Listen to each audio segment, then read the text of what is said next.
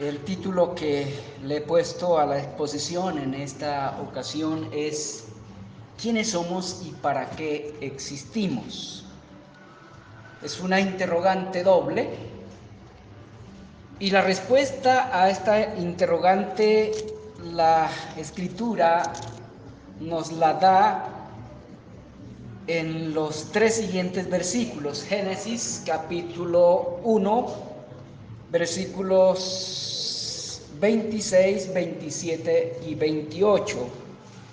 Dice la Escritura: entonces dijo Dios, hagamos al hombre a nuestra imagen, conforme a nuestra semejanza, y señoree en los peces del mar, en las aves de los cielos, en las bestias, en toda la tierra y en todo animal que se arrastra sobre la tierra.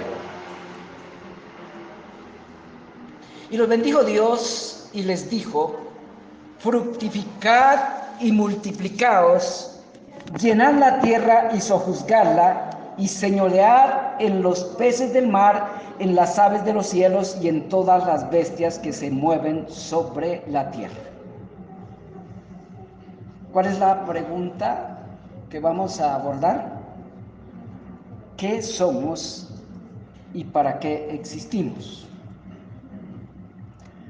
No somos animales, aunque tenemos ciertas cosas en común con los animales, por haber sido hechos de la misma materia físicamente y sujetos a circunstancias similares. Tampoco somos ángeles, aunque tenemos algunas facultades similares a las de los ángeles y compartimos dimensiones con ellos. Tampoco somos Dios, aunque fuimos creados, aunque fuimos hechos con facultades y funciones semejantes a las de Dios.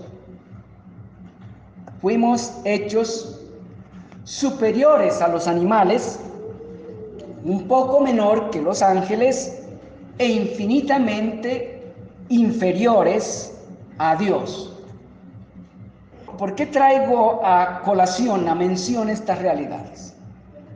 Ustedes saben que hay tendencias hoy en día, bueno, siempre las han habido, pero hoy en día están cogiendo mayor fuerza, tendencias en las que procuran persuadir a la humanidad, por un lado, que somos animales un poquito superior a los otros animales. Y hay otras tendencias que procuran convencernos que somos Dios o que somos ángeles. Miremos cómo David, el salmista, ubica o nos ubica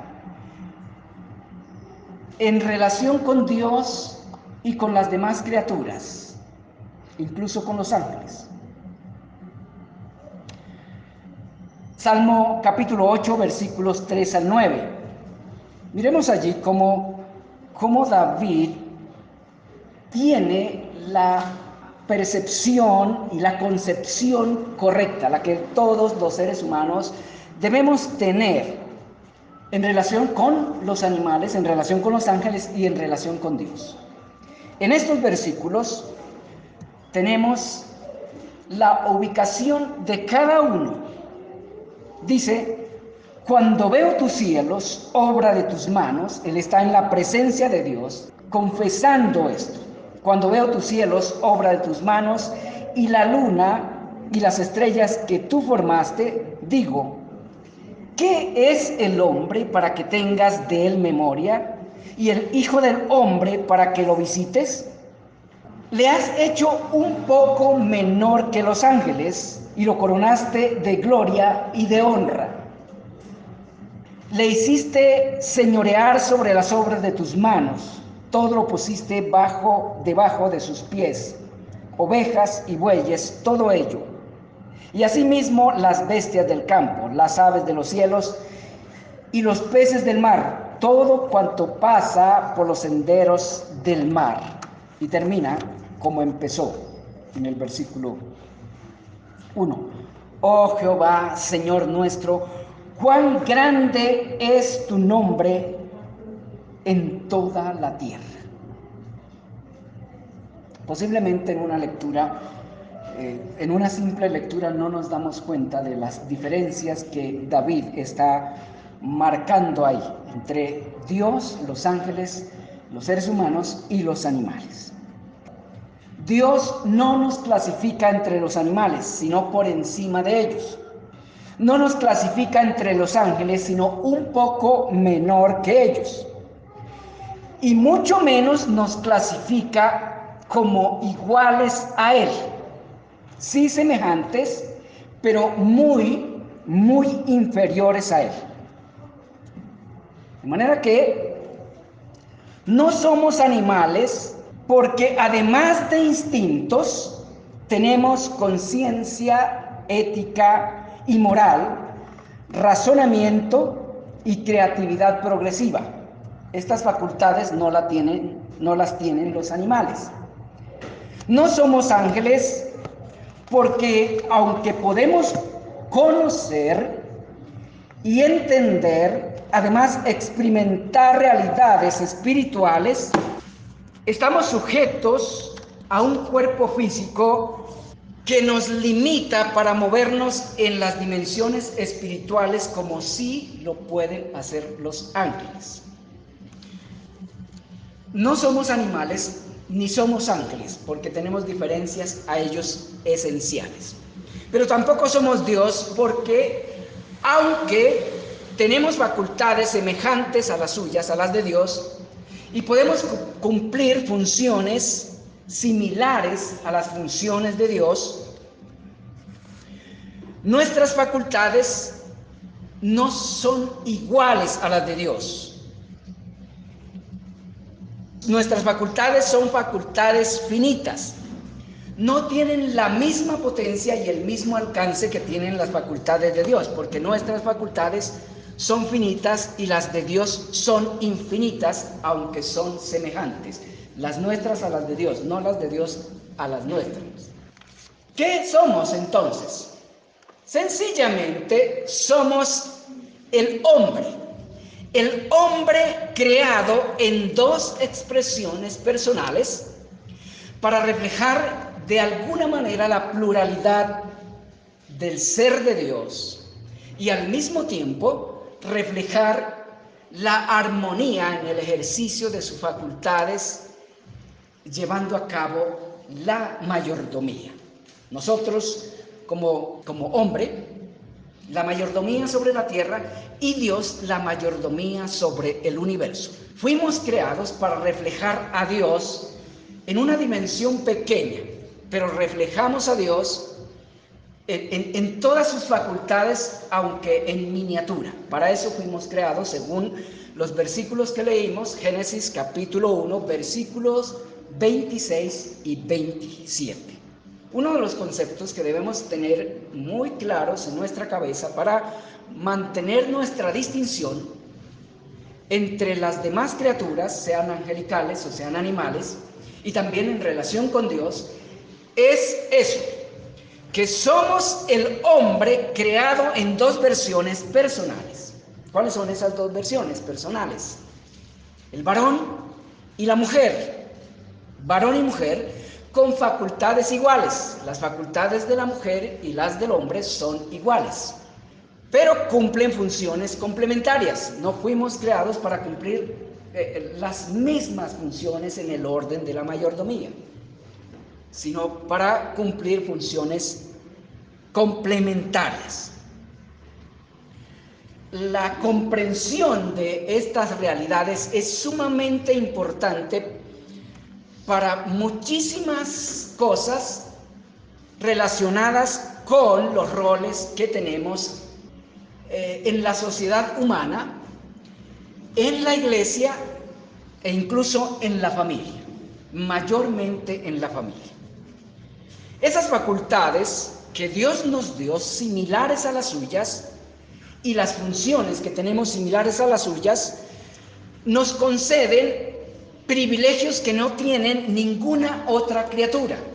Los seres humanos tenemos privilegios que no tiene ninguna otra criatura, que no tienen ni los animales, pero tampoco los ángeles.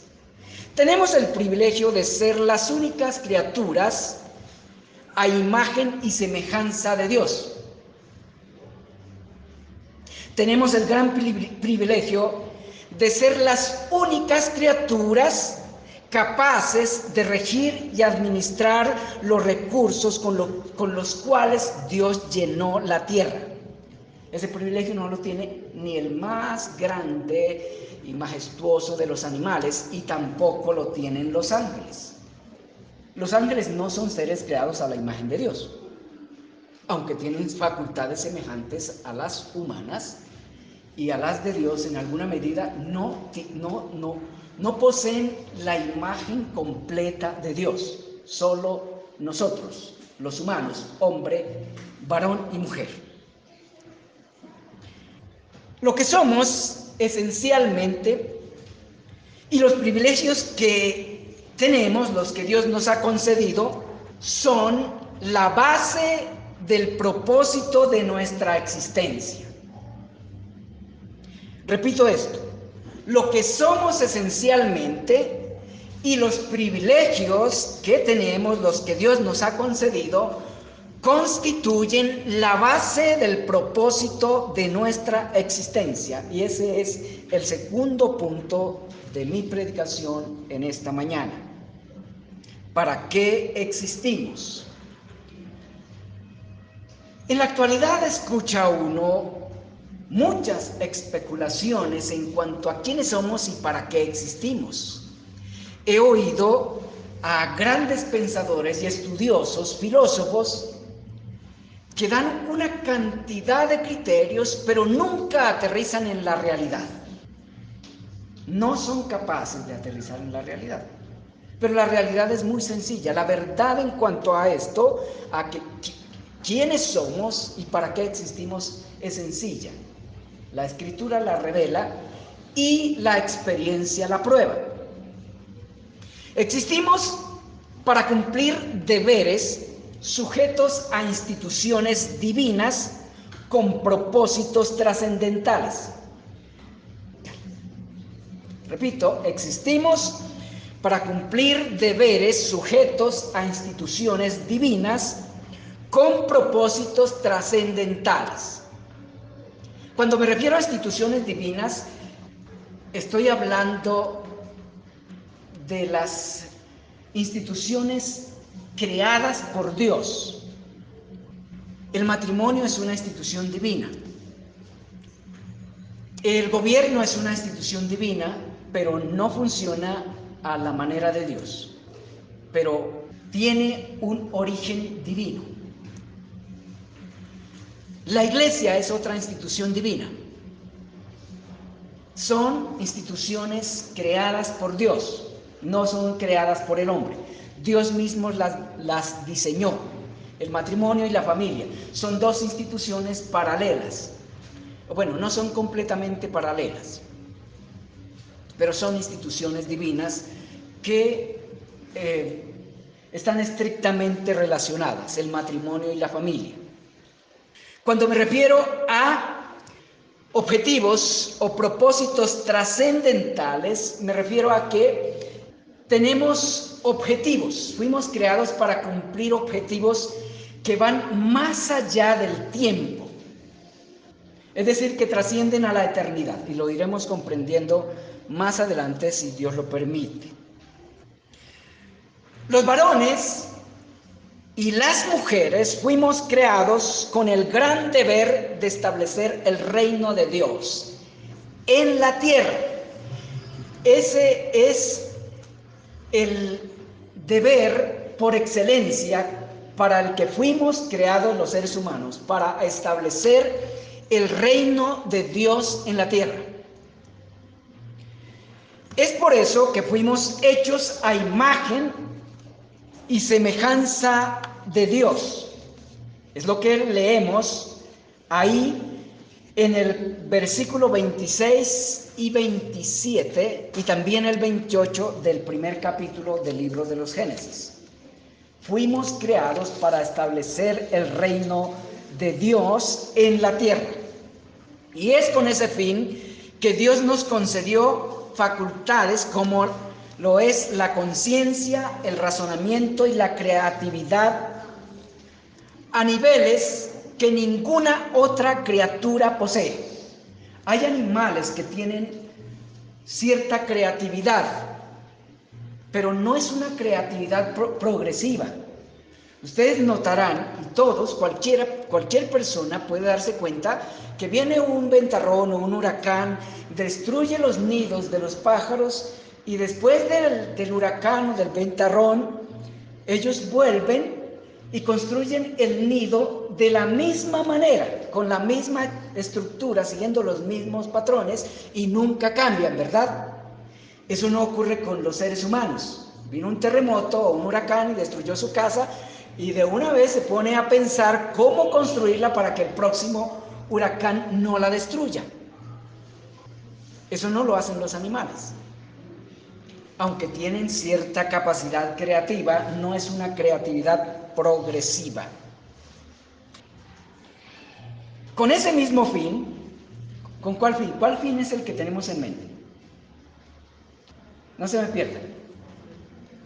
Establecer el reino de Dios.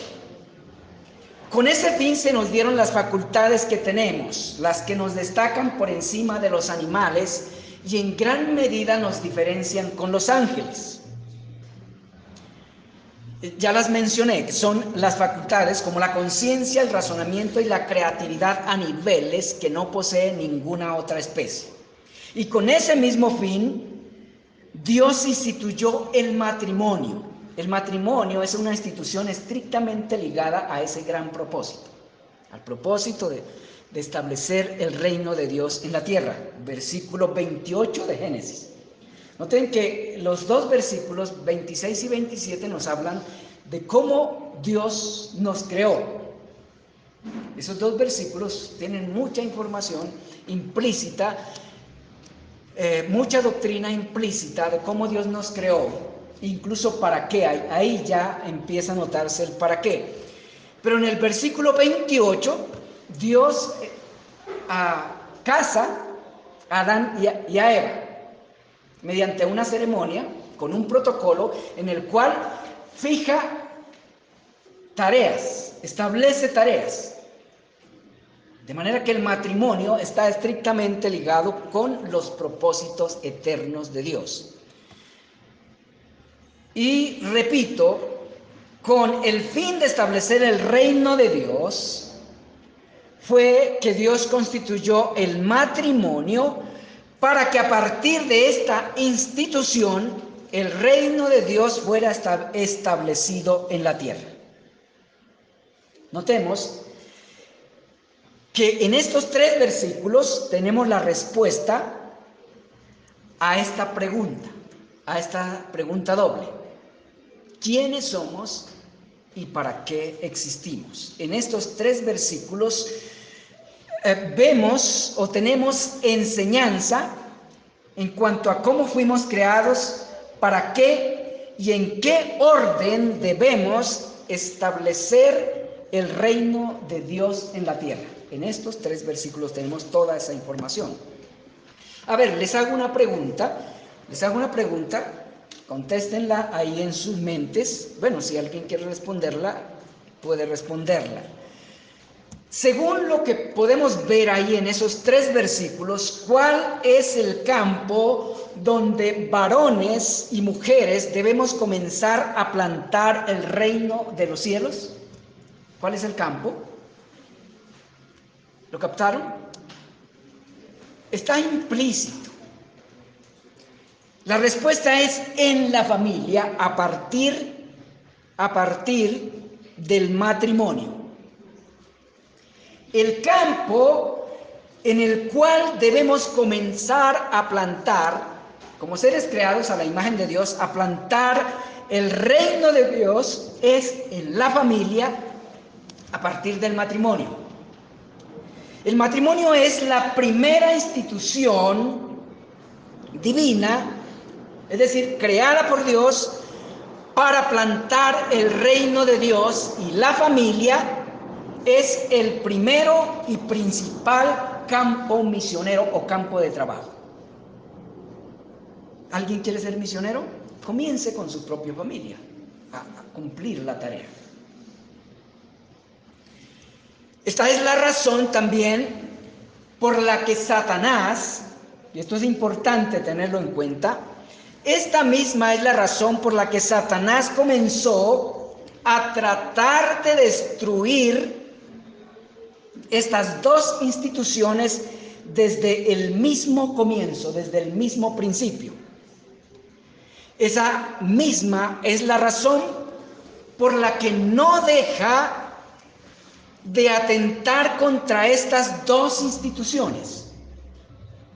Satanás y sus huestes trabajan de manera constante por todos los frentes con el fin de destruir todos los matrimonios y a las familias que les sea posible. Y a esto no debemos cerrar los ojos, a esta realidad. Satanás está empeñado en destruir los matrimonios y empeñado en destruir las familias. Su familia, mi familia, somos blanco objetivo militar número 1 en los planes de Satanás. De eso necesitamos tener plena conciencia, porque él está usando todos los recursos que le sea posible y está haciendo todos los intentos que puede para destruirnos como matrimonios y para destruirnos como familia. Lo que hace Satanás lo hace porque es el enemigo número 1 del reino de Dios. Y como el matrimonio y la familia constituyen la institución fundamental para plantar el reino de Dios en la tierra, Satanás no ahorra, recursos e intentos con el fin de destruir el reino de Dios a partir del matrimonio y la familia. Sabe muy bien que todo matrimonio y toda familia destruida es un gran daño al reino de Dios. El matrimonio y la familia son los dos pilares principales desde el principio para el establecimiento del reino de Dios. Es también esta la razón del 14º requisito pastoral de la lista dada por Pablo a Timoteo en su primera carta, capítulo 3, versículo 7. Ese requisito está en estricta unidad con el gran propósito de Dios a partir del matrimonio y la familia. Debemos tener en cuenta lo siguiente para comprender adecuadamente lo que estoy tratando de hacerles comprender. La iglesia es la segunda institución creada por Dios para restaurar el reino de Dios, porque el reino de Dios sufrió un golpe desastroso con la desobediencia de Adán. Por eso el Señor habló de la restauración y los hebreos, los judíos, tenían la expectativa de esa restauración del reino. Y en algún momento los apóstoles le preguntaron al Señor: ¿restaurarás el reino en estos tiempos? Porque existía o tenían la expectativa de la restauración de ese reino. Bueno, el reino de Dios, malogrado por la desobediencia de Adán y Eva, es restaurado mediante una segunda institución. ¿Cuál es esa institución? La iglesia. La iglesia es la segunda institución creada por Dios para restaurar el reino de Dios, y debe comenzar ese trabajo restaurador restaurando la familia a su forma original. Es una de las tareas de la iglesia, es restaurar a la familia en su forma original. Es por eso, amados hermanos, que los pastores deben ser varones que han aprendido a ejercer autoridad en forma redentiva. Ese es el objetivo del requisito, del 14º requisito. Lo que el requisito indica es que los varones que han de dirigir la edificación de la iglesia de Dios sirvan a los demás varones redimidos de modelos o sirvan como modelos para restaurar sus familias. Ese es el propósito o la razón del requisito. Notemos también ahí en 1 Timoteo capítulo 3 versículos 1 al 7, notemos que para lograr gobernar ejemplarmente o de manera redentiva es necesario haber desarrollado las virtudes exigidas en los anteriores requisitos. No se puede llegar a gobernar la familia como lo exige el 14º requisito sin antes haber desarrollado las virtudes que exige desarrollar los anteriores requisitos. Esto implica a la vez que los varones somos los responsables de salvar a nuestra familia. Implica también que para ello necesitamos modelos y esos modelos necesitamos encontrarlos en nuestros pastores. Nuestros pastores deben servir de modelos en ese trabajo edificante o restaurador. Esa es la razón de ese 14º requisito. Pero el punto central de mi predicación en esta mañana es que por el solo hecho de ser seres creados a la imagen de Dios, tenemos grandes deberes. Tenemos el gran deber de administrar cada recurso en obediencia estricta a la ley de Dios. Ese es un deber magno. A partir del matrimonio, los esposos adquirimos el gran deber de amar a nuestra esposa, sustentándola, protegiéndola y guiándola como Cristo lo hace con su iglesia. Las mujeres, a partir del matrimonio, tienen el gran deber de sujetarse a su esposo como la iglesia está sujeta a Cristo, cooperando con él, con su esposo, en la plantación de su reino en su esfera familiar, antes que en cualquier otro campo. ¿Quieren evangelizar las hermanas casadas? Evangelicen a sus propios hijos. Esa es la tarea principal. A los varones, el solo hecho de ser creados a la imagen de Dios nos obliga a asumir nuestra posición y a ejercer nuestras funciones como Dios lo exige, como Dios lo ha establecido. Como padres, tenemos el deber de enseñar a nuestros hijos a hacer lo mismo, porque tenemos que replicarnos. Todo el propósito de Dios es replicar el modelo original. Enseñar a nuestros hijos varones a que asuman su posición y sus roles de la manera como Dios lo ha establecido. Y enseñar a nuestras hijas mujeres a asumir también su posición y sus roles de la manera que Dios lo ha establecido.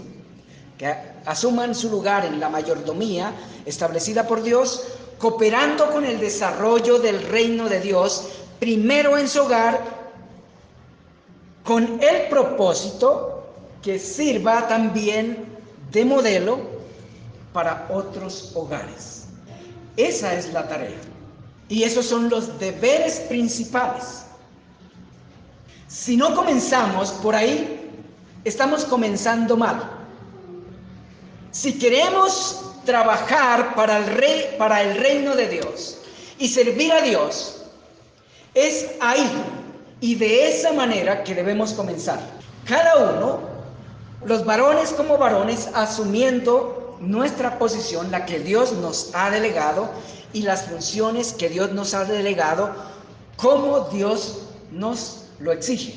A las mujeres asumiendo su posición dentro de la mayordomía y cumpliendo los roles que Dios les ha establecido de la manera que Dios les ha establecido, para ejemplo de las otras mujeres que van a sucederle o a seguir después de ellas. Esa es la manera de trabajar o de servir a Dios para el establecimiento de su reino. Que no piense ninguna mujer que al abandonar su familia, al abandonar a sus hijos para irse a evangelizar a otros, a sus vecinos, está sirviendo al Señor. Bueno, en alguna medida, pero está sirviendo en un orden que no ha sido el establecido por Dios. A partir de la última semana del sexto día, como pueden notarlo ahí en el relato de Génesis capítulo 1, a partir de la última parte del sexto día de la creación, el deber de todo ser humano es fomentar el reino de Dios, administrando cada recurso conforme Dios lo manda. Y ahí nos obliga a pensar en todos los recursos grandes y pequeños. ¿Qué recursos tenemos? Todos tenemos algún recurso que Dios nos ha dado para administrar. El tiempo, nuestra mente, nuestros pensamientos, nuestros sentimientos. Y por ahí debemos comenzar a administrar nuestra vida, nuestro pensar, nuestro sentir, para poder administrar correctamente nuestro hacer. Ese también es el orden por el que debemos comenzar. No pensemos en cambiar a los demás antes de cambiarnos a nosotros mismos. Es trabajar al revés. Sí, claro que debemos ayudar en la edificación de otras personas, pero Dios no nos va a demandar más por lo que hagamos en otras personas que por aquello que hagamos en nosotros mismos, en nuestra propia edificación. ¿Y dónde debemos comenzar la administración de nuestra vida? Administrando nuestros sentimientos, nuestras emociones, para que nuestras acciones también sean del agrado de Dios, o estén sujetas al gran propósito de Dios, que es establecer su reino. Y para poder establecer el reino de Dios en otras personas, primero tenemos que establecerlo en nuestro propio corazón, en nuestra propia vida, en nuestro propio ser. Ese es el orden establecido por Dios. Si alguien es varón, por ser varón está obligado primero a asumir su posición, la posición asignada por Dios, y está a la vez obligado a cumplir las funciones en esa posición, las que Dios le ha delegado o nos ha delegado como varones. Si es mujer, por ser mujer, creada a la imagen de Dios también, está obligada a ser la mujer que Dios le exige ser. Y si se casa, está obligada a ser la esposa que Dios le exige ser como esposa. Y si se convierte en madre, está obligada a ser madre como Dios le exige que sea madre. Es decir, a cumplir las funciones como madre tal como Dios se las ha asignado. Y si alguien no quiere asumir la posición que Dios le ha asignado en el matrimonio, ¿qué debe hacer? ¿Qué debe hacer? Si alguien no está dispuesto a asumir las funciones que Dios le ha asignado que cumpla a partir del matrimonio, ¿qué debe hacer? No casarse. Pero si no se casa, de todas maneras está obligado u obligada por la ley de Dios, por el designio de Dios, a ser modelo de vida en el Señor para los demás, aún para quienes se casan y tienen hijos. No se puede escapar. Lo único es que se libra de las obligaciones de ser esposo si es varón, o esposa si es mujer, de las obligaciones de ser padre si es varón o de las obligaciones de ser madre de manera directa. Se libra de cumplir o el deber, de esos deberes de manera directa. Pero no se libra completamente de esas obligaciones. ¿Por qué? Sencillamente porque tiene la obligación de ayudar a los que están casados en esas tareas. Los varones que no están casados están obligados a ayudar a los varones casados a asimilar las virtudes de Cristo y a andar según los mandamientos del Señor Jesucristo, según los mandamientos del Evangelio, de manera que no se libra por completo de las obligaciones que Dios le impone por el solo hecho de ser criatura hecha a la imagen de Dios y para construir el reino de Dios en la tierra.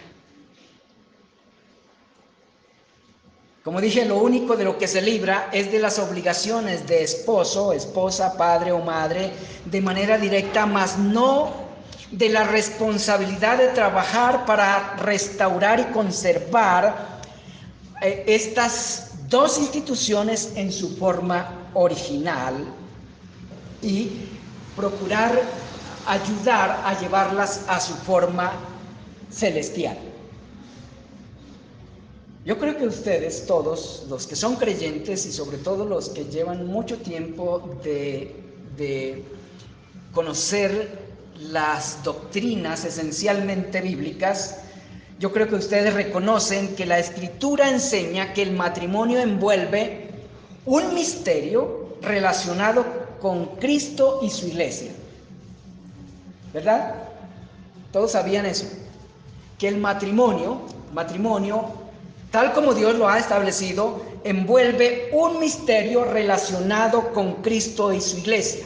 Pablo lo mencionó en Efesios capítulo 5, versículo 32. El apóstol dice en este pasaje, en este versículo específicamente, dice que lo que dijo, todo lo que comenzó a decir desde el versículo 22, más exactamente desde el versículo 21, el apóstol dice que todo eso lo dijo a los esposos y esposas por causa de Cristo y de su iglesia. Y comienza diciendo: grande es este misterio, mas yo digo esto de Cristo y de su iglesia. En este contexto es necesario que tengamos siempre presente, que tengamos muy en cuenta, o que no pasemos por alto, que el matrimonio y la familia en su forma original, es decir, en la forma como Dios lo instituyó, son instituciones creadas como una muestra de un matrimonio y una familia gloriosa y perdurable. El matrimonio, tal como lo conocemos y como el Señor lo diseñó, son una maqueta, una pequeña maqueta que Dios instituyó con el propósito de mostrar el matrimonio definitivo, el matrimonio en su plenitud. ¿Y cuál es ese matrimonio? ¿Y cuál es esa familia que el matrimonio y la familia natural, biológica, reflejan? ¿Cuál es? Es el matrimonio de Cristo y su iglesia. Es una enseñanza bíblica. Ahí en el mismo capítulo 5 de la carta a los Efesios, el apóstol Pablo lo deja claro. El matrimonio en el cual varios de nosotros estamos involucrados fue creado para reflejar la relación eterna de Cristo y su iglesia. Y esa familia que refleja nuestra familia es la familia de Dios. Y es por este nuevo matrimonio y con esa nueva familia que el reino de Dios es restaurado y perpetuado por los siglos de los siglos. De manera que todos y cada uno de los deberes que tienen que ver con el reino de Dios son deberes inmutables. Y quiero que tengamos eso muy presente. Todos y cada uno de los deberes que tienen que ver con el reino de Dios son deberes inmutables e irrevocables. ¿Entendemos esas dos palabras? Deberes inmutables quiere decir que no van a ser modificados, que van a permanecer tal como Dios los ha establecido. Y irrevocables es que no hay manera de librarnos de ellos una vez los asumamos. Nadie, absolutamente nadie puede renunciar a esos deberes sin consecuencias lamentables ahora y por la eternidad. Hay de los que están cambiando de esposa o esposo constantemente. Hay de los que se han casado y porque no se pueden comprender o no se pueden sobrellevar, regresan atrás. Estamos frente a deberes irrenunciables.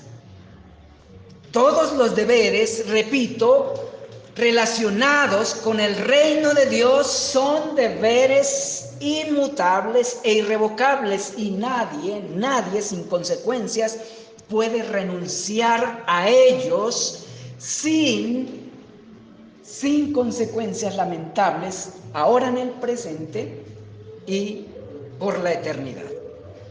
Pero también es verdad que los deberes que tenemos como criaturas hechas a la imagen de Dios, además de ser irrevocables, son deberes que están por encima de nuestras capacidades naturales. Esta es otra realidad de la cual debemos tener conciencia constante. Si alguien adquiere una deuda en el banco y luego pierde toda capacidad de pagarla, ¿será exonerado por perder la capacidad de pagarla? No. Es la misma situación ante la justicia de Dios. Aunque nadie tiene en sí mismo la capacidad de entender y asumir los deberes que tenemos, deberes intrínsecos que tenemos por el solo hecho de ser criaturas a la imagen de Dios, aunque nadie tiene en sí mismo esa capacidad, ninguno podemos ser excusados o justificados ante el trono de la justicia de Dios con el argumento: no lo pude hacer. ¿Por qué no tenemos excusa? Uno, porque fuimos nosotros mismos los que renunciamos a continuar de la mano de Dios para poder cumplirlos. Fue Adán quien decidió renunciar a Dios, pero ¿pudo renunciar a los deberes establecidos por Dios? Somos nosotros los que renunciamos a caminar con Dios con la pretensión de que podemos salir adelante por nuestra propia cuenta. ¡Qué necedad tan grande! Pero otra razón por la que nadie puede justificarse por el solo hecho de no ser capaz de cumplir los deberes que Dios le ha establecido como criatura en las diferentes áreas de su vida, es porque Dios mismo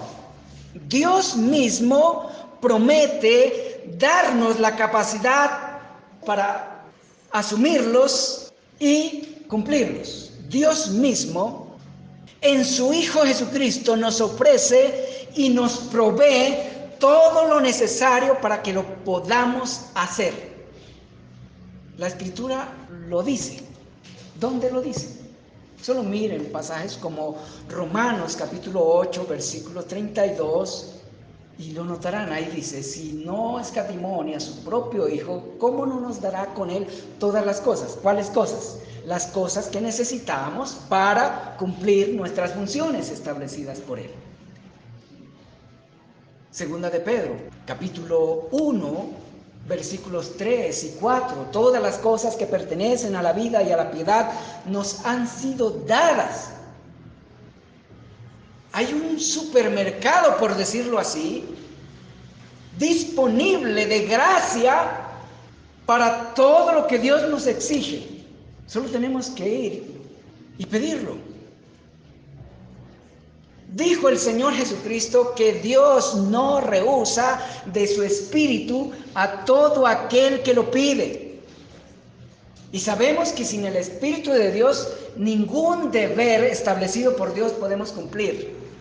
Pero Dios nos ofrece un nuevo corazón y poner su Espíritu a trabajar dentro de nuestro propio ser para que podamos obedecer su palabra. ¿Lo dice la Biblia?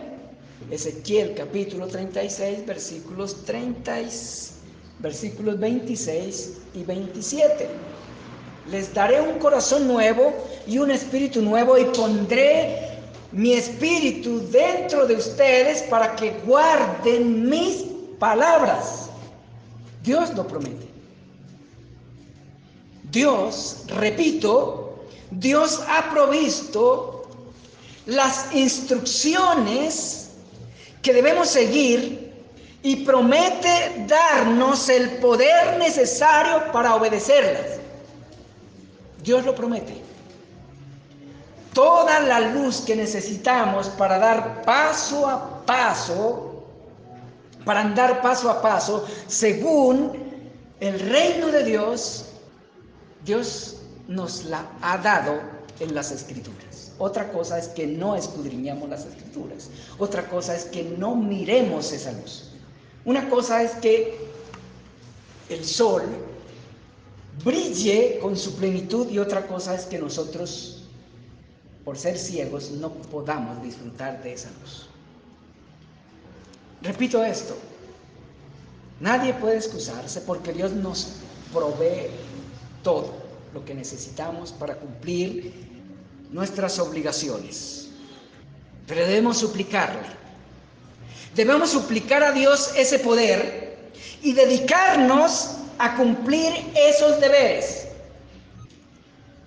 La ignorancia de esta dinámica nos juega sucio y nos genera frustración, porque perdemos de vista la dinámica que Dios mismo nos ha indicado para que podamos cumplir o obedecer los mandatos que Él nos ha dado. Cuando hablamos de obediencia, a veces pensamos solamente en forma general. No. Cuando hablamos de obediencia o cuando la Biblia nos habla de obediencia, nos está diciendo que hay un mandato para cada cosa. Y el mandato para una cosa no sirve para la otra cosa. Por ejemplo, si oramos, pero no nos dedicamos a cumplir los deberes que Dios nos ha establecido en cada área de nuestra vida, nunca sabremos si Dios nos ha dado las fuerzas que pedimos. Y si nos dedicamos a cumplir nuestros deberes sin suplicarle a Dios que trabaje con nosotros, en nosotros y con nosotros, todos los intentos que hagamos terminarán en fracaso y frustración.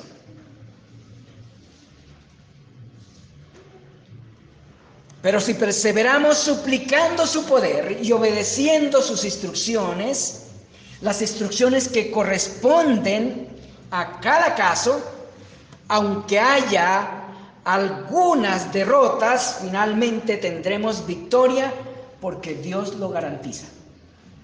Un ejemplo de ello lo tenemos en Josué 1:8. ¿Qué le dijo Dios a Josué allí? nunca se aparte de este libro, sino que de día y de noche meditarás. ¿Para qué? Para que guardes y hagas. Y haciendo eso, harás prosperar tu camino y todo te saldrá bien. Mateo capítulo 7, versículo 24 al 27. El que oye y hace. Pero en el mismo pasaje dice el que oye y no hace. Hay que oír y hacer. Hermanos, de nada sirve que nos sentemos cada domingo aquí, cada día del Señor aquí, y pensemos que con escuchar un buen sermón ya hemos cumplido con nuestros deberes piadosos. Si no retenemos la enseñanza para practicarla.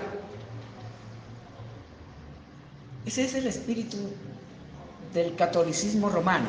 Vamos a misa, con el solo hacer presencia, ya Dios debe estar satisfecho, y más que satisfecho, con haber hecho presencia en la misa.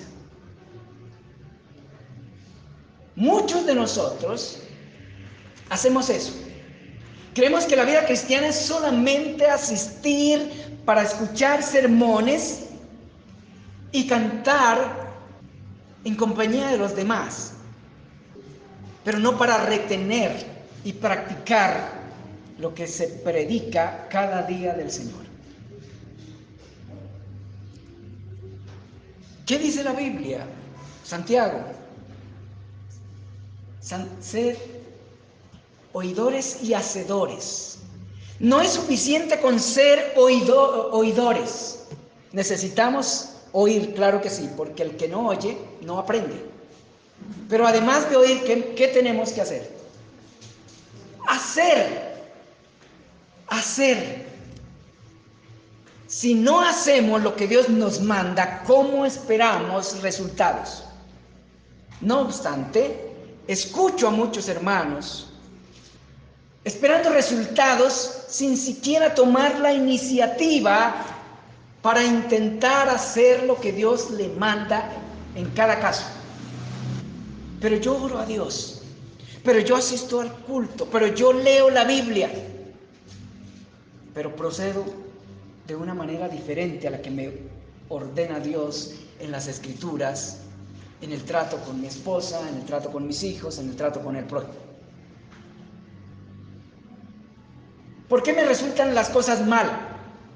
¿Por qué, hermanos, creen ustedes que resultan las cosas mal? Porque no hacemos lo que Dios nos manda, de la manera que Dios nos lo manda. Él promete que todo lo que hagamos como Él nos lo manda, saldrá como Él lo promete. En cada caso en particular, la obediencia a un mandamiento no nos sirve de excusa para desobedecer otro mandamiento. Es cada mandamiento. Porque en la ley de Dios ocurre lo contrario a lo que nosotros pensamos. ¿Qué es lo que nosotros pensamos? Que guardando un porcentaje de la ley de Dios, Dios nos pasa por alto el otro porcentaje que no logramos guardar. ¿Es correcta esa apreciación? Sí somos buenos con los deberes eclesiásticos, pero somos malos con los deberes como esposo. Las cosas como esposo nos van a salir mal, aunque nos salgan bien en relación con la iglesia. Si somos buenos en los deberes como padre, pero somos malos en los deberes como esposo, bueno, vamos a tener resultados como padres en nuestros hijos, pero como esposos vamos a fracasar. No se puede ser arquitecto sin estudiar arquitectura o por haber estudiado medicina, ¿verdad? Pero en la práctica espiritual nosotros pensamos que sí. Pensamos que nos van a resultar las cosas bien porque hemos guardado unos mandamientos, pero nosotros los hemos descuidado. Queremos que en aquello que no nos hemos ocupado, que las cosas nos resulten bien. sin haber aprendido a hacerlas bien. En el plano natural somos muy consecuentes, somos sumamente consecuentes. Sabemos que si queremos ser arquitectos tenemos que estudiar arquitectura. Sabemos que si queremos ser abogados tenemos que estudiar derecho. Sabemos que si queremos ser chef tenemos que estudiar todo lo relacionado con esa profesión o con esa área de acción. En lo espiritual pensamos que todo nos va a salir automáticamente porque rezamos y vamos a misa. Pero es que yo he sido fiel, sí, fiel a los cultos quizás, fiel, no se descuida ningún culto, ahí estamos en todas las actividades eclesiásticas, pero hemos sido fieles en aprender a ser esposos, padres, hermanos, amigos, ¿sí? La fidelidad a las formalidades eclesiásticas no sirve para obtener resultados en áreas como el matrimonio, la familia y otras áreas en las cuales tenemos responsabilidades. Pero no olvidemos, la dinámica es suplicar a Dios, aprender los mandamientos que Dios ha establecido en cada área y guardarlos. No es solamente ponernos o dedicarnos a guardarlos sin suplicarle a Dios las fuerzas. Porque cuando intentamos hacer lo que Dios nos manda sin contar con Dios, ¿en qué terminamos? En fracaso y frustración. Hay que estudiar lo que la Biblia dice de cada área de nuestra vida si queremos tener vidas espiritualmente saludables, si deseamos tener familias saludables, si queremos y deseamos tener matrimonios fuertes. Se necesita estudio y además de estudio se necesita suplicarle a Dios que nos dé las fuerzas necesarias para poner en práctica, para asumir y cumplir con los mandamientos que Dios ha establecido en cada área de nuestra vida. Esa es la regla divina. Dios nunca bendice la desobediencia en ningún campo. Nunca. Volvemos a Josué. Si Josué hubiera pasado por alto esas instrucciones dadas por Dios, ¿habría podido conquistar la tierra prometida? No.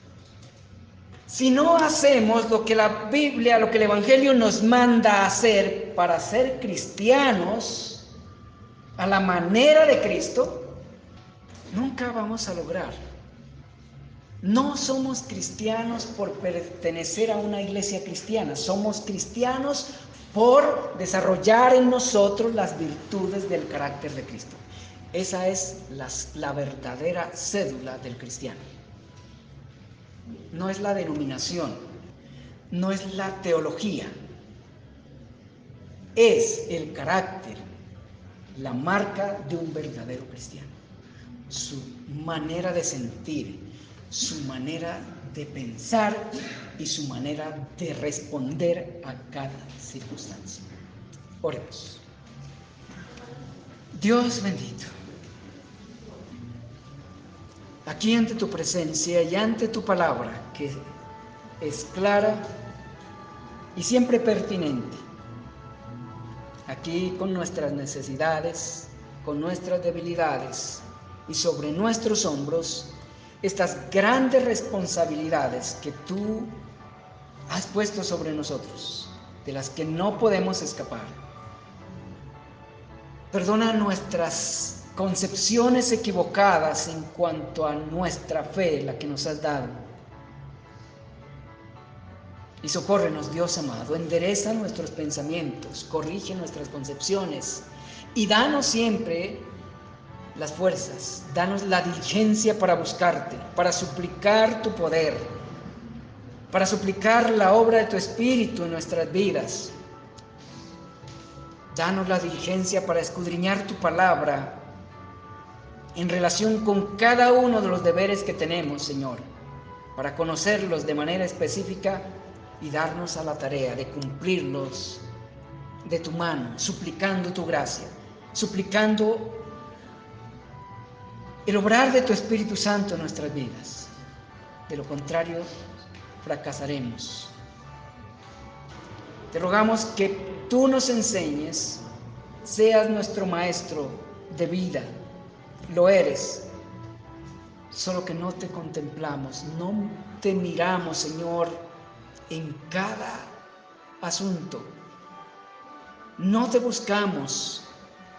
Perdónanos por ello, perdónanos por nuestra insolencia y nuestra soberbia, la cual nos enceguece y nos hace creer que sin mirar a ti seremos capaces de atravesar este valle de sombra de muerte y salir exitosos a la eternidad. Concédenos, Señor, tener siempre presente los grandes ideales que has establecido y los deberes que en relación con ellos tenemos como criaturas a la imagen tuya. Señor, en el nombre de Cristo lo suplicamos y te damos gracias por esta oportunidad nueva que nos acabas de dar. No sabemos si tendremos otra oportunidad de escuchar tu voz, de volver a este lugar a reunirnos. No lo sabemos.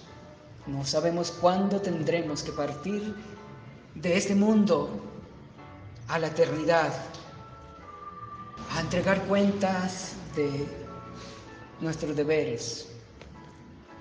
Señor, si no hemos reparado, si no hemos corregido nuestro andar, si no estamos acogidos a la gracia que en Cristo nos ofreces para cumplir nuestros deberes, lamentaremos, Señor, haber pasado por este mundo. Por tanto, te pedimos, Señor, que nos salves de nosotros mismos, de la influencia del mundo que nos enceguece, de nuestra propia dejación con nuestras propias vidas, con nuestra propia familia, con los deberes que hemos asumido, Señor, quizás sin tener en cuenta por qué has establecido lo que has establecido y para qué. Concédenos recordar siempre quiénes somos ante ti y para qué existimos. Y concédenos, Señor, andar en tus caminos. Endereza nuestros pasos, lo suplicamos, como lo suplicaba el salmista, para no pecar contra ti. En Cristo te lo suplicamos. Amén.